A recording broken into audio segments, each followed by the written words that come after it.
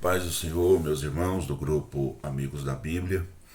Hoje é o dia 77 do nosso desafio de lermos o Novo Testamento em 90 dias. E hoje vamos falar sobre Hebreus, capítulo 1 até o capítulo 5. Hebreus, capítulo 1. Nesse primeiro capítulo, vemos a superioridade de Cristo em relação aos profetas e aos anjos. Do versículo 1 até o 3, vimos que Cristo é melhor que os profetas em sua pessoa e em sua mensagem. Do versículo 4 até o 14, vimos que Cristo é melhor que os anjos. O autor menciona 6 citações do Antigo Testamento para mostrar a superioridade de Cristo em relação aos anjos. Primeiro, os versículos 4 e 5 citam o Salmo 2, verso 7 e Samuel 7, 14. Cristo tem uma herança maior e, portanto, um nome maior como herdeiro de todas as coisas. Segunda coisa, os versículos 6 cita Salmo 97,7 ou 97, verso 7. Essa citação refere-se ao retorno de Cristo à terra. Os anjos adorarão a Cristo quando ele retornar ao reino, da mesma forma que o adoraram quando ele veio pela primeira vez à terra. Cristo é maior que os anjos. Terceira, o versículo 7 cita Salmo 104, verso 4. Os anjos são espíritos criados por Deus para serem servos. Quarta, os versículos 8 e 9 citam Salmos 45, versos 6 e 7. Esses versículos afirmam claramente a divindade de Cristo. Ele é Deus.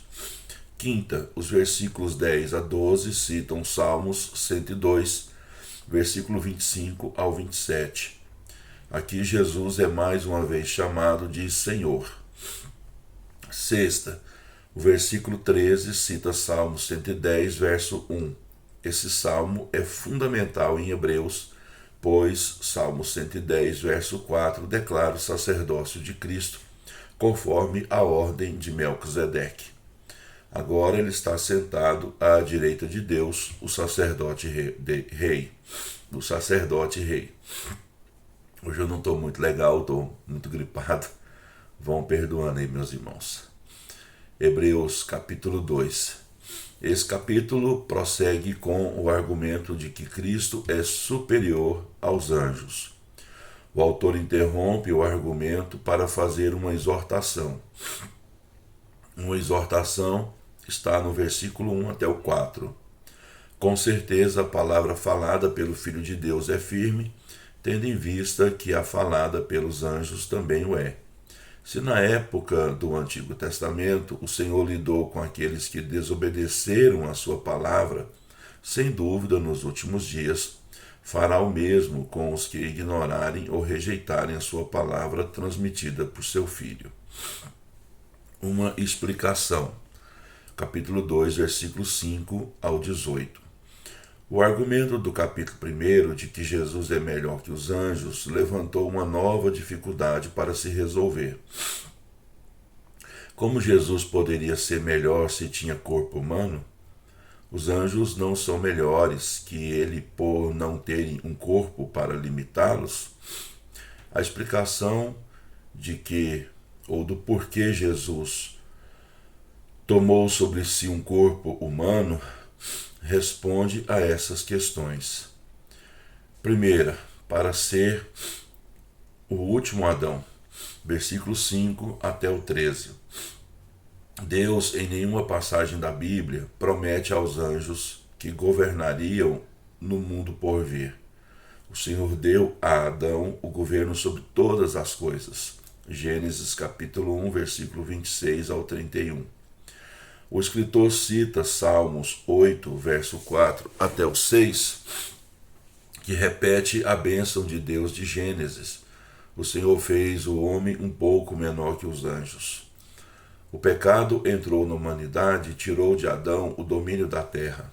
Jesus é o último Adão e, por meio de sua morte e ressurreição, anulou todo o dano causado pela desobediência de Adão.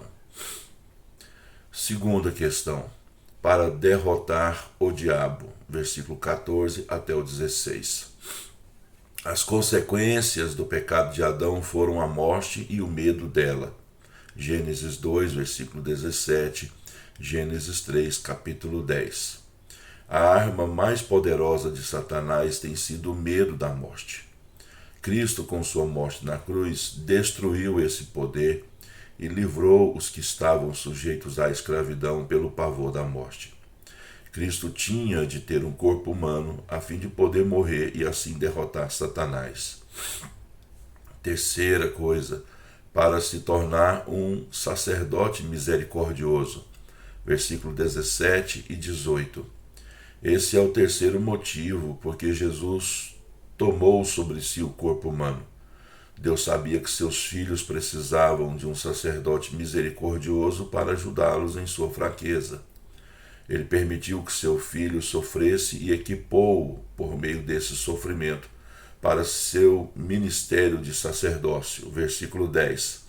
Cristo, como Deus homem, sofreu como preparação para satisfazer nossas necessidades.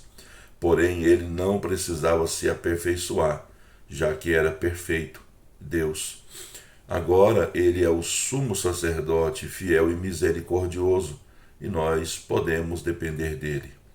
Ele nos socorre quando procuramos sua ajuda. Hebreus capítulo 3. Agora passamos para o terceiro argumento para comprovar a superioridade de Cristo. Ele é melhor que Moisés.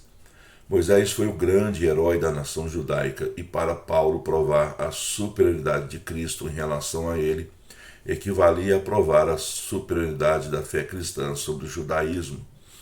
Como as pessoas podiam voltar ao judaísmo quando Cristo oferecia algo muito maior do que Moisés podia oferecer? Cristo é maior em posição, capítulo 3, versículo 1 e 2. Originalmente, Moisés era um profeta, Deuteronômio 18, versículo 15 ao 19, Atos capítulo 3, versículo 22. Embora tenha exercido a função de sacerdote, Salmo 99, verso 6, e até de rei, Deuteronômio capítulo 33, verso 4 a 7. Cristo também é o sumo sacerdote, posição que Moisés jamais ocupou. Além do mais, o ministério dele era uma vocação celestial e não apenas o chamado terreno de Israel. Moisés era o profeta da lei e Cristo o apóstolo da graça. João capítulo 1, versículo 17. Moisés pecou, mas Cristo teve uma vida sem pecado. Segundo, Cristo é maior em seu ministério. Capítulo 3, versículo 3 ao 6. Moisés era o servo, Cristo é o filho. Moisés servia na casa, Cristo é o Senhor da casa. É óbvio que a casa significa a família de Deus, não o templo nem o tabernáculo. Faltam dois outros aspectos nessa comparação entre Moisés e Cristo. Primeira, Moisés era um servo, Cristo, filho. Segundo, Moisés ministrou por meio de símbolos. Cristo é o cumprimento desses símbolos. Cristo é maior no descanso que fornece, capítulo 3, versículo 7 ao 19. O autor usa a nação de Israel como uma ilustração de verdade espiritual. Os judeus eram escravos no Egito da mesma forma que os pecadores são no mundo. Deus redimiu Israel pelo sangue do Cordeiro, como nos redime por intermédio do sangue de Cristo. Ele prometeu uma terra de bênçãos aos judeus, como prometeu aos seus uma vida de bênçãos, uma herança espiritual em Cristo. Os capítulos 3 e 4 referem-se a três tipos distintos de descanso, todos associados ao plano de Deus. O descanso da salvação, capítulo 4, versículo 3 e 10. O descanso da vitória em meio às provações, simbolizado pela terra prometida de Canaã, capítulo 4, versículo 11. O futuro descanso eterno, o celestial, capítulo 4, versículo 9. No capítulo seguinte, estudaremos em detalhes essas diferenças. Hebreus, capítulo 4. Esse capítulo dá continuidade ao tema do descanso iniciado no capítulo 3, versículo 11. Essa seção usa a palavra descanso com 5 sentidos diferentes. Primeiro, o descanso sabático de Deus em Gênesis 2 e 2 e em Hebreus 4, versículo 4 e 12. Segundo, Canaã, o descanso de Israel depois de andar errante por 40 anos, capítulo 3, versículo 11. Terceiro, o presente descanso em Cristo do crente salvo, capítulo 4, versículo 3 e 10. Quarto, o presente descanso de vitória, capítulo 4, versículo 11. E quinto, o futuro descanso eterno no céu, capítulo 4, versículo 9. O descanso sabático de Deus é um tipo de nosso presente descanso da salvação, depois de finalizada a obra de Cristo na cruz. Também é um retrato do eterno descanso sabático de glória. O descanso de Israel em Canaã é semelhante à vida de vitória e de bênçãos que desfrutamos quando andamos pela fé e declaramos nossa herança em Cristo. Esse capítulo apresenta 4 exortações em relação à vida de descanso. Primeira exortação: temamos, capítulo 4, versículo 1 ao 8. No versículo 1, a expressão temamos, portanto, é a advertência de Deus para muitos de seus filhos que não conseguiram entrar na vida de descanso e de vitória. Segunda, sejamos diligentes, capítulo 4, versículo 9 ao 12. Nessa passagem, obras significa ser diligente. Sejamos diligentes para entrar nesse descanso. Ser diligente é exatamente o oposto de desviar-se, que é citado lá no capítulo 2, versículo 1 ao 3. Ninguém amadurece na vida cristã sendo descuidado ou preguiçoso. Terceira, conservemos firme nossa confissão, capítulo 4, versículo 14. O versículo 14 não afirma conservemos firme a nossa salvação. Nessa passagem, o autor refere-se realmente à confissão, dizer a mesma coisa. Capítulo 3, versículo 1, capítulo 10, versículo 23, capítulo 11, versículo 13. A confissão diz respeito ao testemunho do crente de que tem fé em Cristo e a sua fidelidade em viver para Cristo e ganhar a bênção prometida.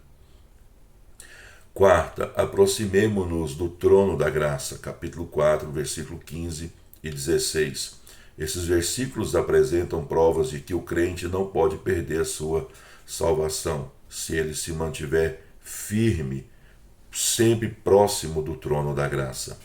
Temos um sumo sacerdote que cuida de nós, que vai nos ajudar nessa tarefa de nós estarmos sempre próximos do trono da graça.